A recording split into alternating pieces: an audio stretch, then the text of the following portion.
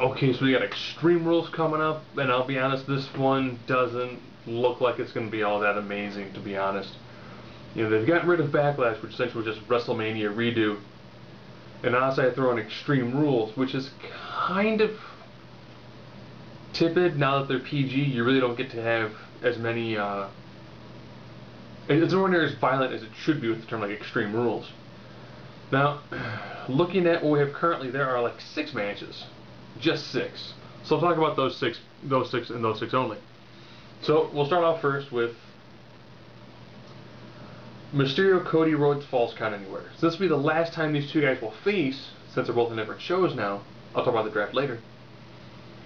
You know, Cody got the win over at Mania, and it's like, do I picture him getting a second win? To be honest, you know, seeing Mysterio go over onto Raw, I would actually love to see Cody get the win on this. I think that since Cody got the face injury, he has changed and become an entirely better character. And I think that with Ray doesn't need the win here. Yeah, sure, Ray switched to a different show. He doesn't really need the win. You know, I think Ray would be pretty good to help get some of the younger guys over, as opposed to being thrown into like a main event title picture. That's just me. So I'll go with Cody on that one. Now, they mentioned on SmackDown, if you're watching this, you know, today it's Wednesday, but on SmackDown, Layla and Michelle McCool will fight in a loser leaves SmackDown, like no holds barred, falls count anywhere, and no DQ sort of match. Now, with this one, I'll be honest, I actually would like to see Michelle McCool win this. If for nothing else, she can stay on SmackDown, and Layla can move over to Raw. I was surprised when the draft they didn't actually break them up. But I guess having a match to break them up works just as well. So I'd like to see Michelle McCool win that one, so that way she can stay on SmackDown with her husband, if he ever shows back up, and Layla can therefore be transferred over to Raw. Okay, now we're also going to Orton CM Punk, Last Man Standing. This match, in all honesty, should be the absolute match of the night. They had probably one of the best matches at Mania.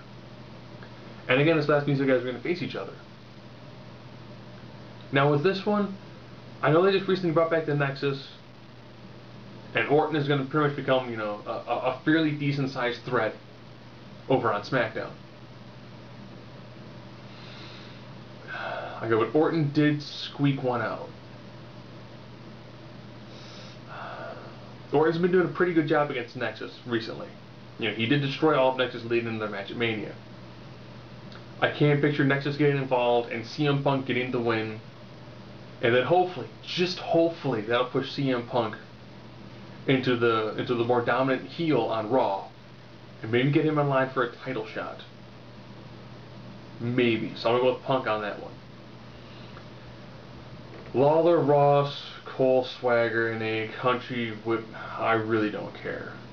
Knowing that Swagger recently got transferred over to Raw, I see absolutely zero reason why the team of Cole and Swagger would not continue their winning ways and just completely and totally dominate.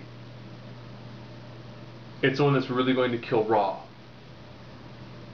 Because, you know, even if you happen to have JR and the King, you know, get the win on this, it's not going to stop anything. It's not. Even if Cole loses, he's still going to keep on going. They're not going to write Cole out. The character's almost gone too far to the point where it's not even fun to watch. But Cole's on an absolute rampage, so, you know, why not let him rage on a little bit longer? So now we're down to the 2 championship matches. I'll talk about the triple threat match. So you've got, oh weird, I'm at the WWE site, and when they show it, it looks like the belt is actually on Cena. So you've got Miz, Morrison, and Cena in a steel cage. Miz has been doing a pretty good job holding on to that title. Can Miz walk out of a triple threat match holding that title? I can see him walking out on this one. I really can. If anything, you know, the way Morrison's kind of been acting, he's kind of a definite tweener. And I think that the big thing with this isn't going to be, you know, how is Miz going to handle John Cena? So how's Morrison going to handle John Cena? How's Morrison going to handle The Miz? I can't picture Morrison going for something huge and spectacular, which would therefore allow The Miz to win this. I do picture Miz retaining. Alberto Del Rio, Christian. Heavyweight Championship ladder match. Now, Alberto is on Raw. Currently, SmackDown, at this point in time, has both the IC and US belts. Could I see Alberto Del Rio winning a ladder match against Christian and bringing both belts to Raw? I know that makes sense as destiny, but I will be completely and totally honest. I think that if Christian loses a ladder match to Alberto Del Rio at Extreme Rules, and both belts end up being on Raw, while it does make for a very unique story, as well as to help push the idea of title unifications, I think that you put that belt on Christian, I think some people will tune in to SmackDown, it'll be sick. SmackDown will get a phenomenal rating to put that belt on Christian. Ever since Christian came back, he has been like right there. And out of those two, I'm definitely pulling for Christian. So, we'll go through a rundown.